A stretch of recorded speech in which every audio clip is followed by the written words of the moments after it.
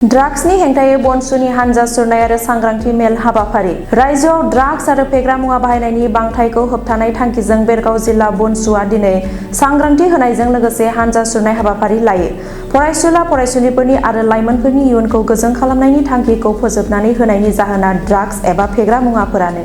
बेनिखायनो दिनै बेरगाव जिल्ला बनसुआ हानजा सुरनाय हाबाफारि लानानै रायजो राजाफोरखौ सांग्रांथि होयो। हाबाफारियाव बाहागो लायो बेरगाव आउटपस्टनि आइसि सुमन साहा, बेरगाव जर'खा देहा फाहामसालिनि सामलायगिरि मिरु बनसु लेङाइ आफादगिरि जन बसुमतारी, बोसोनगिरि पबित्र बर', उदालगुरि जिल्ला बनसुनि आफादगिरि माधब औवारी, बेरगाव जिल्ला बनसुनि आफादगिरि प्रकाश बर', नेहाथारि सोमावसार बर' बिथांमोना बाहागो लायो।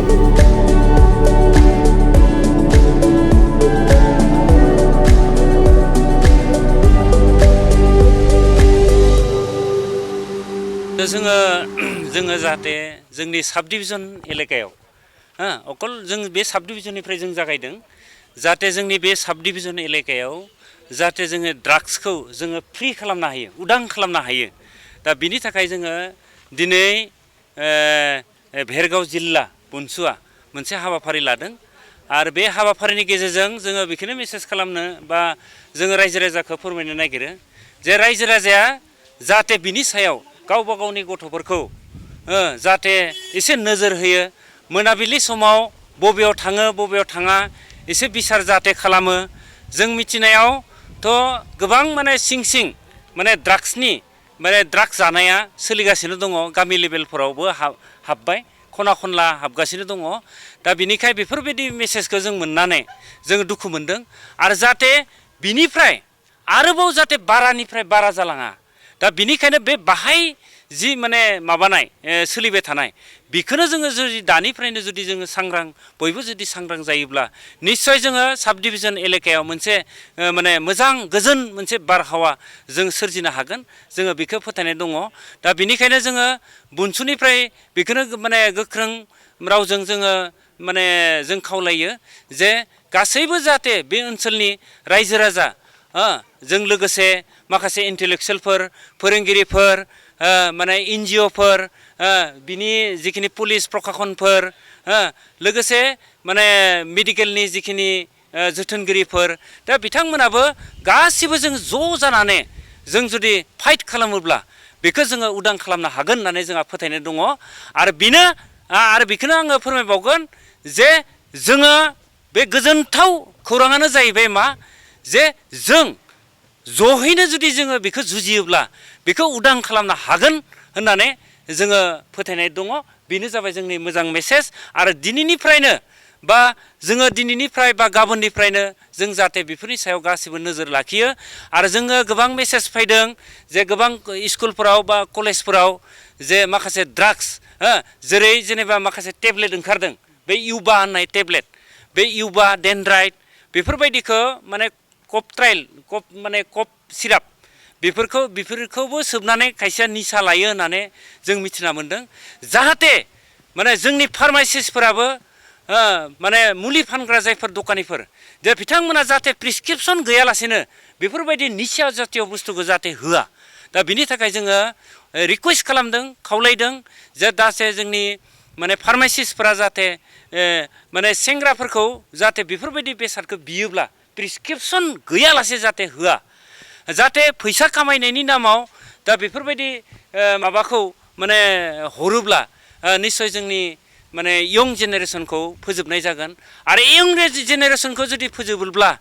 बे ओनसोलनि आबहावाया थासारिया गाज्रि जालांगोन। अकल आबहावाल' नङा, न'खर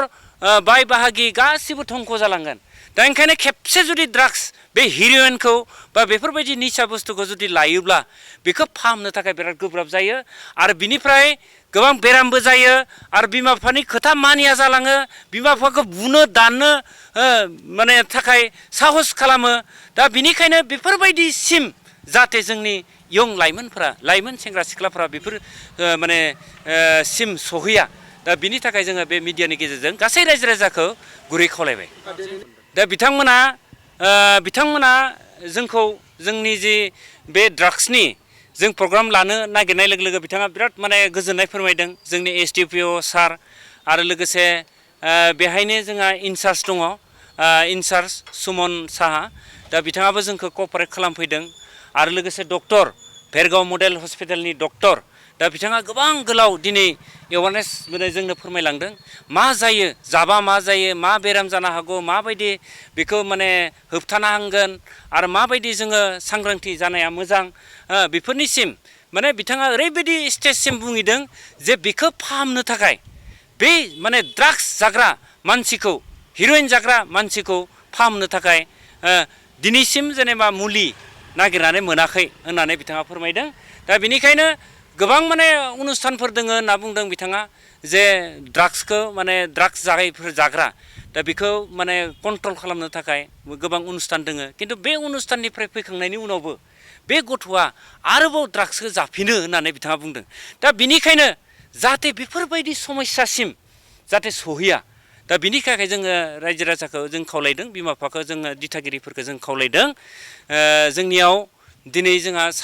माने जोंनि सुमन साहा बिथाङाबो जोंखौ बाहागो लाफैदों एसडिपिअ सारा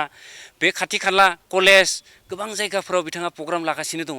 बे ड्राग्सनि सायावनो आरो लोगोसे बिथाङा मोनसे प्रग्राम लादों जों नुबाय थादों बे जाबाय उन्दै माने माबायावनो हाबा जानाय बैसोआवनो हाबा जानाय दा बेफोरबायदि प्रग्रामखौ बिथाङा लागासिनो दङ दा बिनिखाय जों जि लादों दा बेखौ मिथिनानै एसडिअ सार आरो लोगोसे जोंनि एसडिपिअ सारा गोजोननाय नंगौ जोङो हानजा सुरनाय बे हाबाफारिखौ जोङो नैबे एवारनेस जोबखांनायनि उनावनो लानो नागिरदों दा जों हानजा सुरनानै जाहाथे जोङो जोंनि डिसि सार डेपुटि कमिशनार उदालगुरि दा बिथांनो जोङो मोननैसो बुस्थु जों रिकुवेस्ट खालामगोन जे जों खोनानो मोन्दों जे बिधान सभानि जे एसेमब्लियावबो बे ड्राग्सनि सायाव गोबां सावरायदों आरो गोबां एजेन्डा लादों अकल एजेन्डा लानानै जाहाथे माने कारज'करि जे बेखौ जाहाथे बाहायगोन दा बिनि थाखाय जोङो रिकुवेस्ट खालामनो जोंनिफ्रायबो बनसुनिफ्रायबो जाहाथे जोंनि नारसिननाया जाहाथे सरकारनिसिम जोङो थाङो दा बिनि थाखाय जोङो डिसि थ्रुदि जोङो एसडिअ सिभिल दा बिथांनिसिम जोङो मेम'रेन्डाम गांसे गथायगोन आरो बेजोंनो जोङो रिलि खालामनानै जों बे हाबाफारिखौ गथायनाय हाबाफारिखौ जों लादों